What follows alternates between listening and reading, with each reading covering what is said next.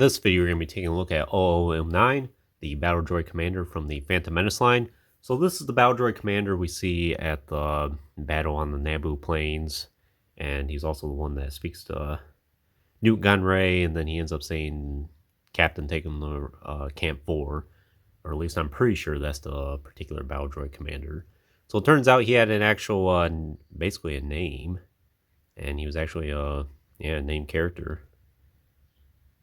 And this is one of the original B1 Battle Droid molds that we got back in the day.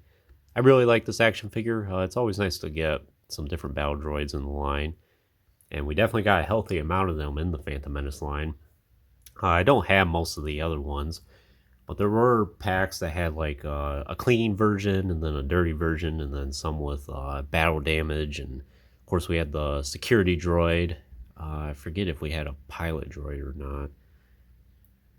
Would be nice to see a lot of these updated in the TBC line. At this point, I would really like to see an entirely new Battle Droid mold. I don't know if Hasbro will end up doing that. Since we got a new clone one, we should get a new Battle Droid. But you can see how they both rate side by side with one another. And you can see there's a huge difference. A big difference in the height even. And just this one's a lot more scrawny, while this one's definitely much more robust. And to this day, I have mentioned it in, I think, my top 10 underrated video, that I think the Phantom Menace B1 Battle Droid mold is actually the best version of this droid to date. It's interesting how they got it right the first time around, but since then, a lot of them have been more flimsy, more disappointing, various things. Here's another sample. This one's like the Saga Legends one. And I think this is a good one too, but he's severely limited in the articulation department compared to this guy. And you can see there's the huge height discrepancy, but I think these two are much more closer together. Just take the stands apart.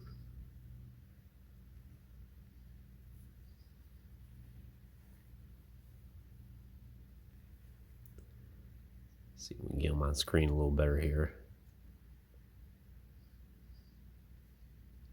So from my understanding, this is a slight retool from the other B1 Battle Droids during this line, and what's a little bit different is a different head sculpt, and then I think the combination with the antenna here is slightly different. Of course, the rest of the Battle Droids are going to have the power pack, basically.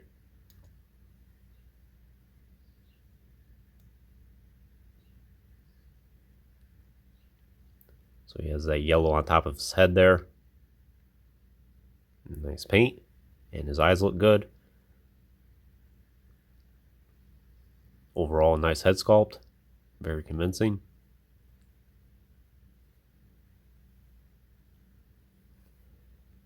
As for the rest of his body here, looks pretty good as well. There's a little bit of yellow paint there. A little bit of gray. Not sure if that's supposed to be like weathering, or if that's just his natural color. Lean towards it being weathering though, because he's got some on his arms.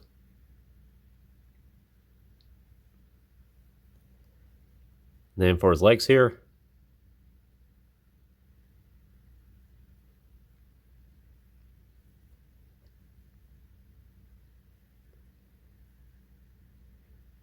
you can see some of the sculpting work for his antenna.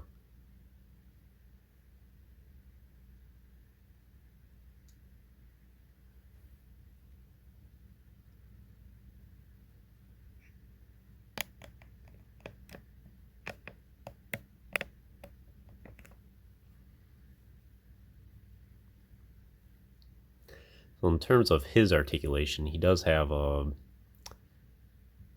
his head can actually go inside his body like that, but I think his head's basically on a ball joint. Yeah, it's not a ball joint. So it's pretty good. You can give him a nice range of motion. You can have him look all the way up. That's about as far down as you can have him look. Just about accurate.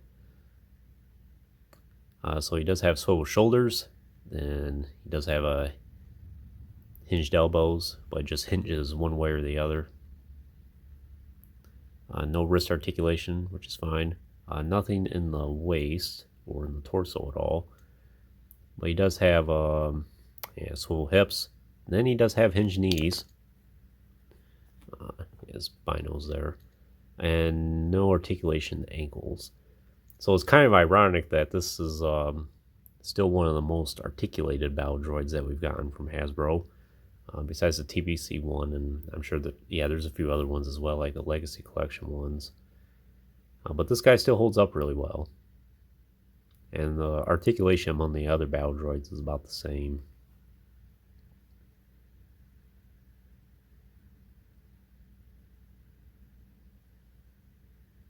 In terms of weapons and accessories, he does have the standard battle droid blaster. I did forget to mention in my Captain Panaka video that he does come with a battle droid blaster as well, and I'm pretty sure this is the same exact one.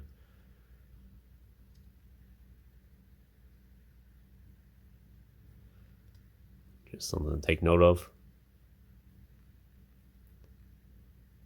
And I'm not sure if this is an entirely different sculptor now. Let's compare it to this guy. Yeah, you can see there's a little bit of a size difference between the two. So I think a lot of these battle droid blasters from the Phantom Menace line are unique. Not sure how much reuse it has outside of this line. I wouldn't doubt if in Power of the Jedi a lot of these were reused, and maybe even into the Saga line. Be something interesting to investigate. He does have the magazine there. And he holds it pretty well in his hand.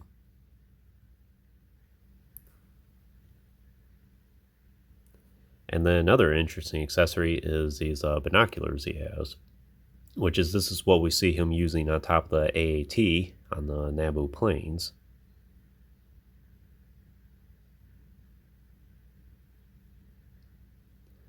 Very nice detail in that. So it does have this hole here, which I'm not exactly sure if it's meant to plug in anywhere. I think you can take this antenna out here. Let's see here.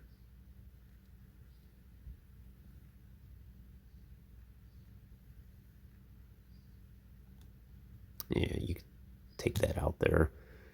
But it doesn't look like, even though it has that hole there, it doesn't look like there's anywhere you can really plug it in to his back or anything.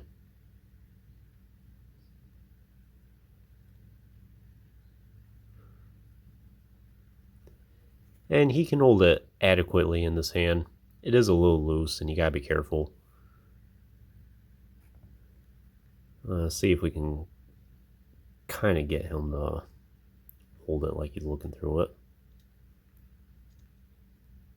Since he doesn't have the wrist articulation, it's a little difficult to get him to do that. So you'd have to work with it. But it kind of is form-fitting around his head there.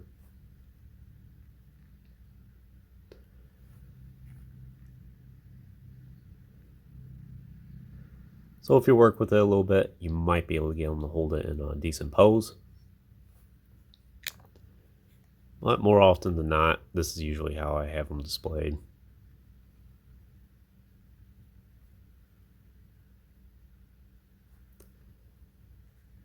Then of course, like all the other Phantom Menace figures, it does have the stand, or the comm text stand here. Picture of the character there.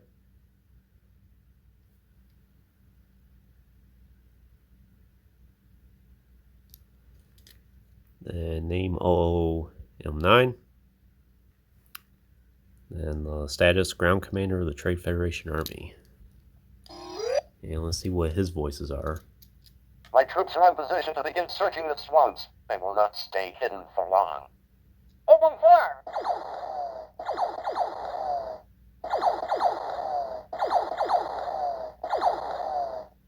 Yes, sir. Take them to Camp 4. My troops are in position to begin searching the swamps. They will not stay hidden for long. Very nice voice lines.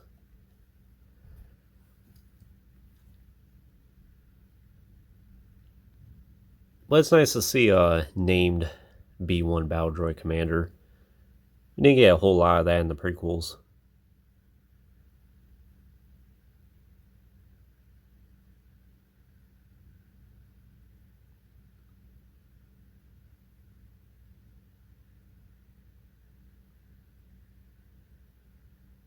But yeah, you could put him in that, basically the resting position if you wanted to. Plug his head down, have him go all the way down like this if you wanted to. His knee articulation is a little resistant, so it doesn't work quite as well. The TBC one definitely does that much better.